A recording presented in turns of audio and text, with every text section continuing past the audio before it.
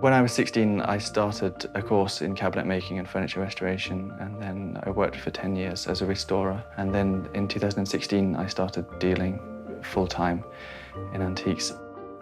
So I work from a business centre in Battersea, which is a little bit unusual. It's not a high street shop or a glamorous location, but it allows me to have quite a lot of stock, more than I would ever be able to fit in a shop and get away with.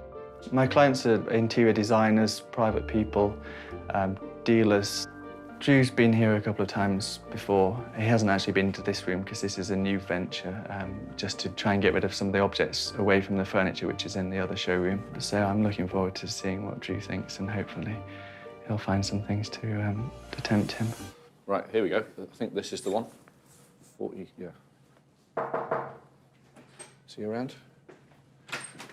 Adam! Hi. Hello, Drew. mate. Hi, how are you? Hi. Nice to meet you. Come on in. Wow. It's not what you expect, is it, No. out of this? Glamorous location. Yeah. It looks great in here. Yeah. Fantastic.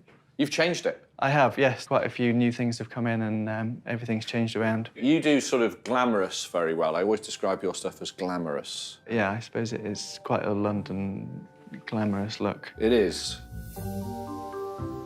I've been coming here for a few years now, and initially I thought, I'm not really going to be able to buy anything here. It's a little bit more polished than I normally like. But whenever I bought anything off Adam, I've sold it straight away. I think throwing in his eye and his look in with my look, and that divergence of styles sometimes can work, that difference. Just look at that mirror, that's extraordinary. That's new in, isn't it? It is, yeah. It's dated on the back, 1888. Quite a wonderful thing, really, with the faux wood. Do you know what? I've never seen one like that before. It's like unusual this. to have the different colours of gilding as well, with this sort of silver highlights. It's called Mecca gilding, I think. Mecca gilding. Mecca, yeah. They did it quite a lot in southern Italy and Sicily.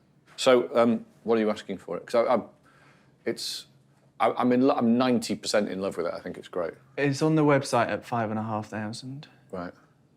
It can be 4.5 would be the best. Okay.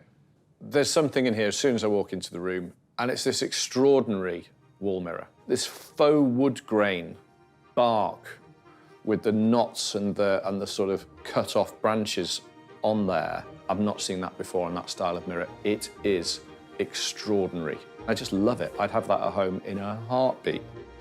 Probably German, dating from 1888, the extraordinary decoration on this mirror is a centuries-old technique known as meccatura, or Mecca gilding, where burnished silver or tin foil was covered with a coloured varnish, sometimes to imitate gold.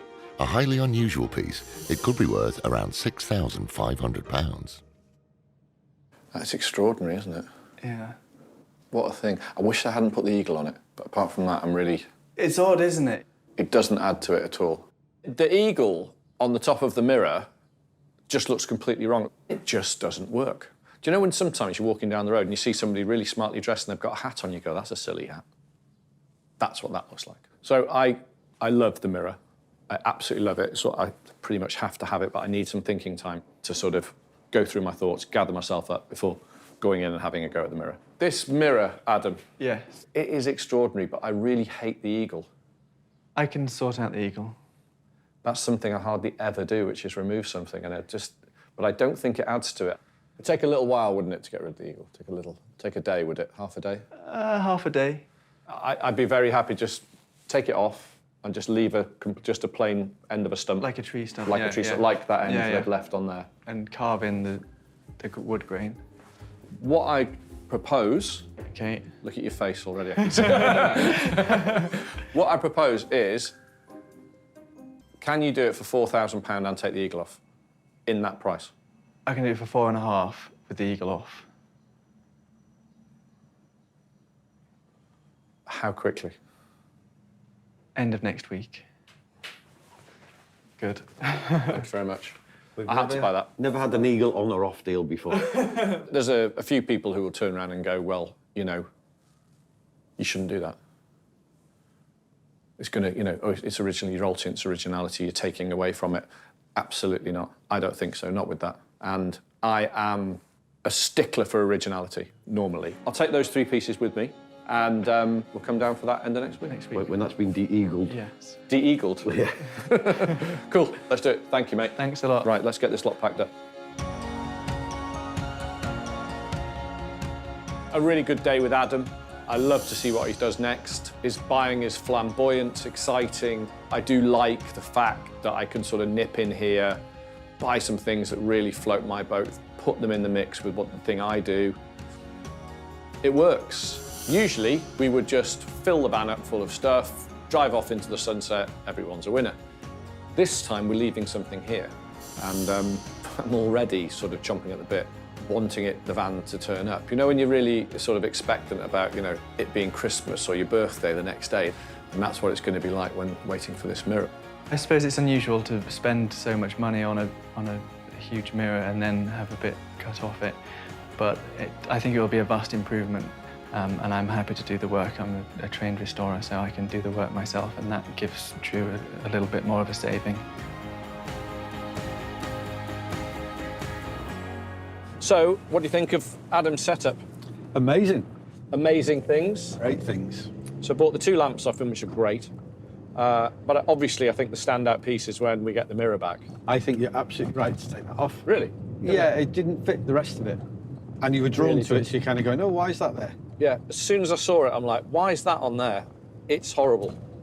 So, yeah, an odd one. Anyway, Adam, I think, did me proud again. Excellent. Very, very impressive.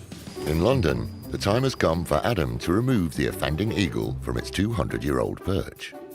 So I'm going to cut from the back to remove the eagle, and then from the front remove the eagle's legs and feet, and then put some filler in, and then when the filler's gone off, carve in the faux wood texture, and then paint it. This ornate wooden frame has been covered with a type of plaster called gesso and skillfully textured to look like wood grain.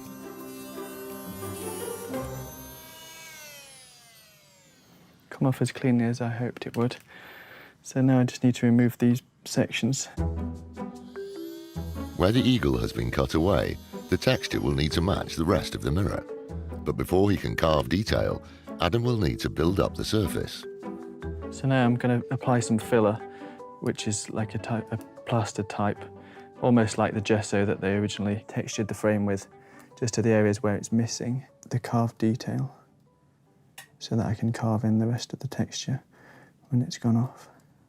Obviously, Drew will know the area that I've worked on, so I suppose he's going to be looking extra close at this area. So I need to make sure that it's something that I'm proud of.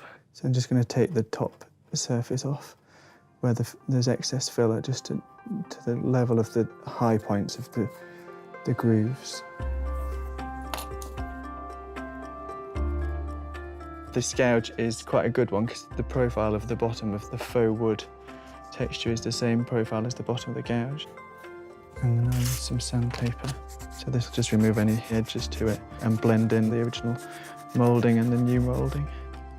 With all trace of the eagle successfully removed, Adam's next challenge is to mimic the 2 centuries-old Mechatura gilding and match it with the rest of the frame. It's obviously got subtleties to it where the highlights have been cleaned more and where it's got pattern that's built up inside the texture. So it's just about replicating the different subtle changes in colour.